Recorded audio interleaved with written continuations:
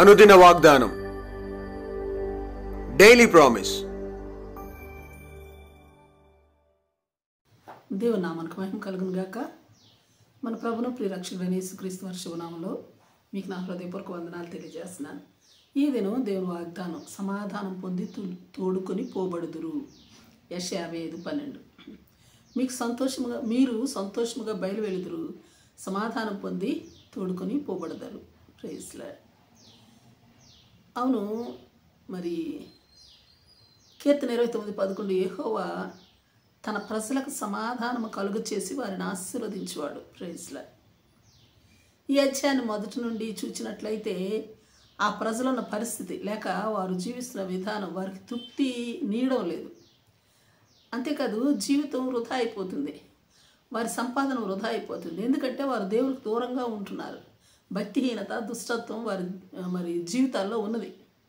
అందుకే 7వ వచనంలో భక్తిహీనులు తమ మార్గములు విడవాలి, దుష్టులు తమ తలంపులు మానాలి, ఆ తర్వాత యెహోవా వైపు తిరగాలి, అప్పుడు దేవుడు వారి యందు జాలిపడి బహుగా క్షమిస్తాడు. అంతేకాదు, వారి మార్గాలు మూసివేయబడుతున్నాయి, వారి త్రోవలు సరళం చేయబడటం లేదు. అందరూ బట్టి నిస్పృహకు లోనైపోతున్నారు. అందుకే దేవుడు చెబుతున్నాడు 8-9 వచనాల్లో, నా తలంపులు మీ తలంపులు వంటివి కావు, మీ త్రోవలు నా త్రోవలు వంటివి కావు. ఇదే యెహోవా వాక్కు. ఆకాశములు భూమికి పైన ఎంత ఎత్తుగా ఉన్నవో మీ మార్గముల కంటే నా మార్గములు, మీ తలంపుల కంటే నా తలంపులు అంత ఎత్తుగా ఉన్నవి అని అంటున్నారు దేవుడు. అవును, ఇర్మీయా 29:11 కూడా యెహోవా వాక్కు ఇలాగ సెలవిస్తూ ఉంది. ఏమంటే, నేను మిమ్మల్ని గురించి ఉద్దేశించిన సంగతులను నేను ఎరుగుదును, రాబో కాలమందు మీకు నిరీక్షణ కలుగునట్లుగా అవి సమాధానకరమైన ఉద్దేశంలే కానీ హానికరమైనవి కావు అని అంటున్నారు. Praise lord. యెషయా 55:12-13 వచనాలు చూస్తే, మీ ఎదుట పర్వతాలు ఉన్నాయి, మెట్టలు ఉన్నాయి, అయితే అవి మీకు అడ్డుగా నిలుచుట కొరకు కాదు, అవి సంగీతనాదాలు చేస్తాయి, పొలంలోని చెట్లన్నీ చప్పట్లు కొడతాయి. కారణం, అంతవరకు ముండ్లు చెట్లు ఉన్నాయి, వాటికి బదులుగా దేవదారు వృక్షాలు ములుస్తాయి కనుక. అంతవరకు దురదగొండి చెట్లున్నాయి, వాటికి బదులుగా గొంజు వృక్షాలు ఎదుగుతాయి కనుక. అవన్నీ కూడా యెహోవాకు ఖ్యాతిగాను, ఆయనకు కొట్టివేయబడిన నిత్యమైన జ్ఞాపకార్థ సూచనగాను ఉంటాయి. అవును, మరి హెబ్రీ గ్రంథకర్త 12:11 చెప్పినట్లుగా ప్రస్తుతం అది సమస్త శిక్ష దుఃఖకరంగా కనబడుతుంది కానీ సంతోషకరంగా కనబడదు. అయినను దాని యందు అభ్యాసం చేయు వారికి అది నీతి సమాధానకరమైన ఫలమును ఇచ్చును. Praise lord.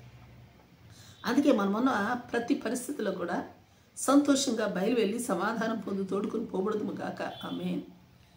అలాగే 11-12 వచనాల్లో చెప్పినట్లుగా 10-11 వచనాల్లో చెప్పబడినట్లుగా ఆయన నోటి నుండి వచ్చిన ప్రతి మాట ఏమాత్రము నిష్ఫలము కానేరదు.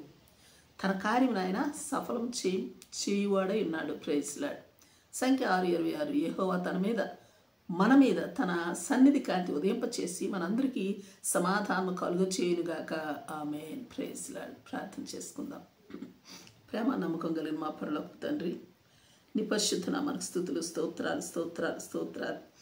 దేవా, మా మీద, మా ఎదుట మెట్టలుగా, పర్వతాలుగా అడ్డు నిలిచినట్లున్న ప్రతి పరిస్థితిలోనూ మా యొక్క భక్తిహీనతను, మా దుష్టత్వాన్ని విడిచి నీ వైపు తిరిగి నీ యొక్క జాలిని, నీ క్షమాపణను పొందుకున్నట్లును నీ యొక్క సన్నిధి కాంతి మా మీద ఉదయింపచేసి నీ సమాధానంతోనూ సంతోషమును మేము పొందుకున్నట్లును నీ కృప మళ్ళరికి నీ దయచేయమని ప్రార్థిస్తూ బ్రతిమలాడుకుంటూ యేసు నామములో అడిగి వేడుకొంచున్నాం తండ్రి. ఆమేన్. ఆమేన్. Praise Lord. రేపు మరొక వాగ్దానంతో మనం కలుసుకుందాం. ప్రతిరోజు ఉదయం ఈ కార్యక్రమాన్ని వీక్షించగలరు. తిరిగి మళ్ళా రేపు ఉదయం కలుసుకుందాం. దేవుడు మిమ్మల్ని దీవించును గాక.